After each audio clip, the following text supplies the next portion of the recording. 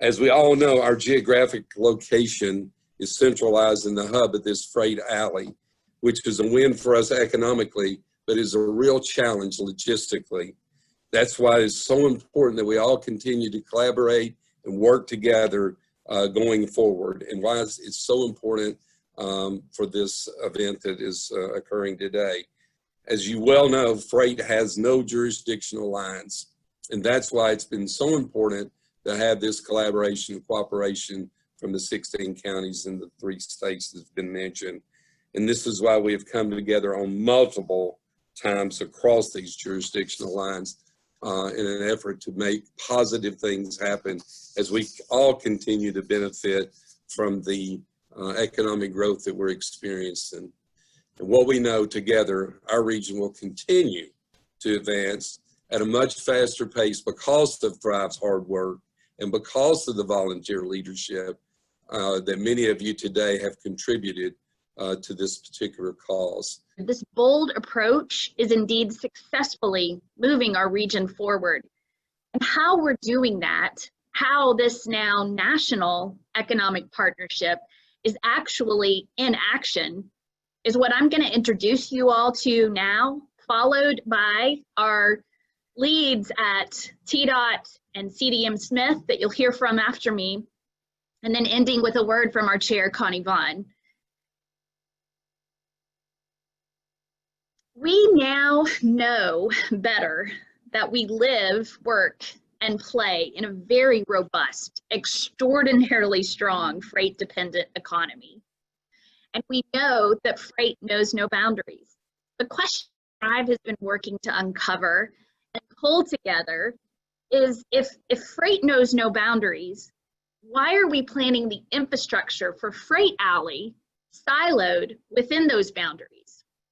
With full understanding of the enormous tasks each of these individual planning entities have within their own individual footprints, this intangible conversation has now brought our region together with each other, tangibly working interdependently together to move Freight Alley forward.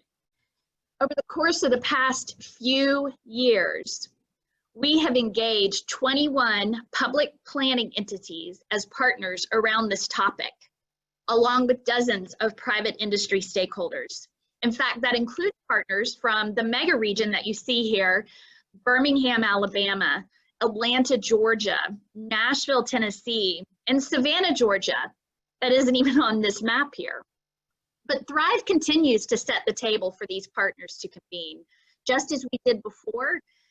After the National Economic Partnership Study is completed, we will continue to convene these partners because our action behind the NEP study is just now getting started.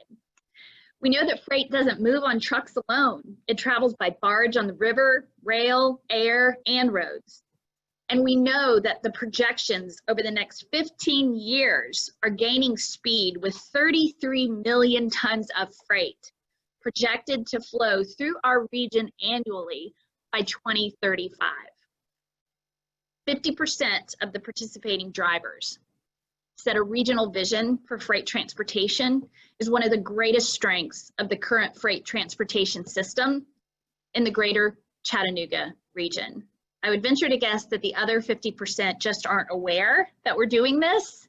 Most don't, but I have no doubt they're crying out for this. It wasn't always this way. So I encourage us all to continue working together to keep it this way. I always talk about the 4 R's: road, river, rail, runway. And what the assets are of this freight corridor is exactly that. You can move your shipment via barge if you wanted to, due to the great water infrastructure, or rail due to the Class 1s that operate in the 3 states.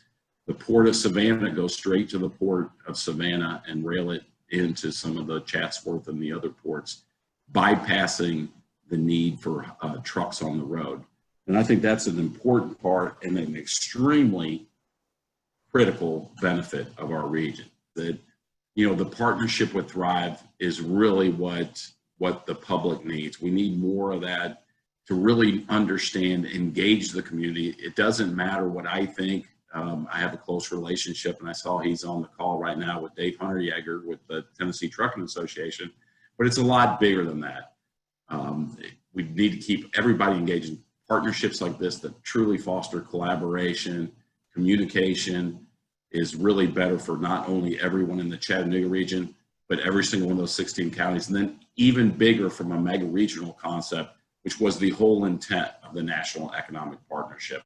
The outline shown on this map, the little box, frame box, encompasses an area that we're calling the Freight Alley Core Region, which includes 58 counties in 3 states. And the Thrive Partnership Region is at the center of this region. Today, these 58 counties are home to 8.5 million people. By 2040, 10.6 million people will call this region home. The Thrive Freight Mobility Committee really played an integral role in this study and in the development and evaluation of recommendations. I want to say again, in my experience working with this group, this is really an inspirational group of public and private sector leaders who work together to address freight challenges, educate the broader community about the importance of freight to the region's economic competitiveness, and they're keenly focused on providing a collaborative public and private platform for improving freight and transportation operation. And one of the things that the Freight Forum today has pointed out to us is that absolutely it's important that we work together, and through conversation, connections with each other, and collaboration, we are a stronger region, and we can make the most of Freight Alley. We need you, so join us. Come join us. Shannon's email is there.